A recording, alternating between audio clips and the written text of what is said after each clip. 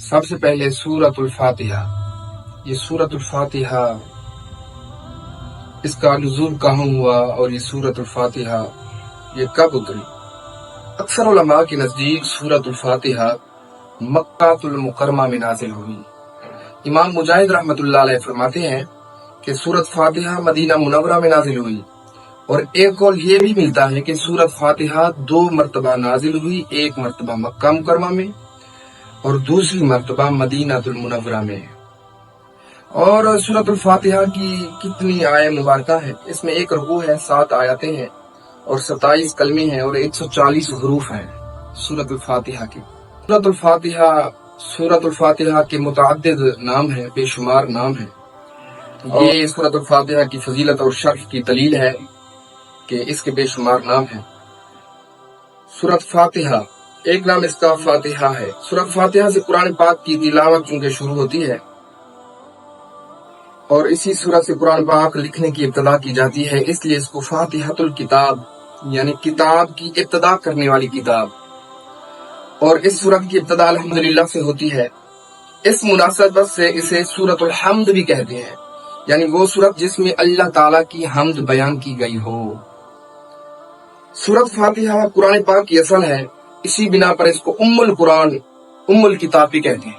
ایک قول یہ بھی ملتا ہے کہ یہ سورت نماز کی ہر رکعت میں پڑھی جاتی ہے، اس لیے یا تو اس لیے کہ یہ سورت 2 مرتبہ نازل ہوئی، اس وجہ سے اس کو السبع المثانی یعنی بار بار پڑھی جانے والی یا ایک سے زائد مرتبہ نازل ہونے والی 7 آیاتیں کہا جاتا ہے. ایک نام یہ بھی ہے، اور یہ بھی نام ہے دین کے بنیادی امور کا جامع ہونے کی وجہ سے سورہ فاتحہ کو سورۃ الکنز، سورۃ الوافیہ، سورۃ الکافیہ کہتے ہیں. دعا پر مشتمل ہونے کی وجہ سے اس کو سورۃ الدعا، سورۃ التعلیم المسئلہ، سورۃ السوال، سورۃ المناجہ، سورۃ التفویض بھی کہا گیا ہے. اور حدیث مبارکہ میں نا یہ سورۃ الفاتحہ کی بڑی فضیلت آئی ہے. رسول اللہ صلی اللہ علیہ وآلہ وسلم نے ارشاد فرمایا، جس کے راوی حضرت عبداللہ بن عباس رضی اللہ تعالی عنہما ہے، فرماتے ہیں کہ ایک فرشتہ آسمان سے نازل ہوا اور اس نے سید المرسلین صلی اللہ علیہ وسلم کی بارگاہ میں سلام پیش کر کے عرض کی، یا رسول اللہ، آپ کو ان 2 نوروں کی بشارت ہو جو آپ کے علاوہ کسی نبی کو رب تعالی نے عطا نہیں کیے. اور وہ 2 نور یہ ہیں، ایک سورۃ فاتحہ، دوسرا سورۃ البقرہ.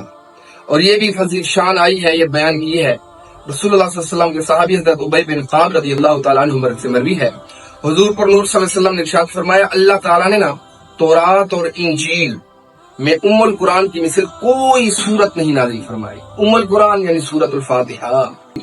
حضرت عبد الملک بن عمیر رضی اللہ تعالیٰ عنہ ہے، انہی سے روایت ہے کہ نبی کریم صلی اللہ علیہ وآلہ وسلم نے ارشاد فرمایا، سورۃ فاتحہ ہر مرض کے لیے شفا ہے.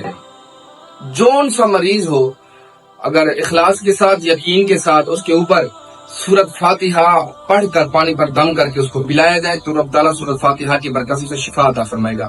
اور ایک اہم شرعی مسئلہ وہ بھی آپ لوگوں کو بتا دوں کہ یہ سورۃ فاتحہ یہ نماز کے اندر پڑھنا کیا ہے؟ یہ سورۃ فاتحہ نماز میں پڑھنا واجب ہے. امام اور تنہا نماز پڑھنے والا اپنی زبان سے سورۃ فاتحہ پڑھے گا، یعنی امام بھی سورۃ فاتحہ پڑھے گا اور تنہا نماز والا جو تنہا نماز پڑھ رہا ہے وہ بھی سورۃ فاتحہ کی تلاوت کرے گا. اور جو یہ حدیث مبارکہ بیان کرتے ہیں کہ لا صلاۃ الا بفاتحۃ الکتاب، نہیں ہوتی نماز مگر فاتحہ کے ساتھ، تو اس کا جواب یہ ہے، اللہ کا قرآن اس پر پکی دلیل اور نص قطعی سے جو دلیل ثابت ہے وہ یہ ہے کہ اللہ رب العزت نے ارشاد فرمایا، وَإِذَا قُرِئَ الْقُرْآنُ فَاسْتَمِعُوا لَهُ وَأَنصِتُوا لَعَلَّكُمْ تُرْحَمُونَ. اور جب قرآن پڑھا جائے تو اسے غور سے سنو اور خاموش رہو تاکہ تم پر رحم کیا جائے. اور لا صلاۃ الا بفاتحۃ الکتاب پر یہ حدیث مبارکہ بھی آگے حضرت ابو موسیٰ اشعری رضی اللہ تعالیٰ عنہ سے روایت ہے، حضور اکرم صلی اللہ علیہ وسلم نے ارشاد فرمایا، جب امام کی رد کرے تو تم خاموش رہو. حدیث مبارکہ ہے یہ تنہا کے لیے یہ راوی کی گئی ہے، یہ تنہا کے لیے بتائی گئی یہی حدیث مبارکہ. حضرت جابر بن عبداللہ رضی اللہ تعالیٰ عنہ سے بھی روایت ہے، نبی کریم صلی اللہ علیہ وسلم نے ارشاد فرمایا، جس شخص کا کوئی امام ہو تو امام کا پڑھنا ہی مقتدی کا پڑھنا ہے.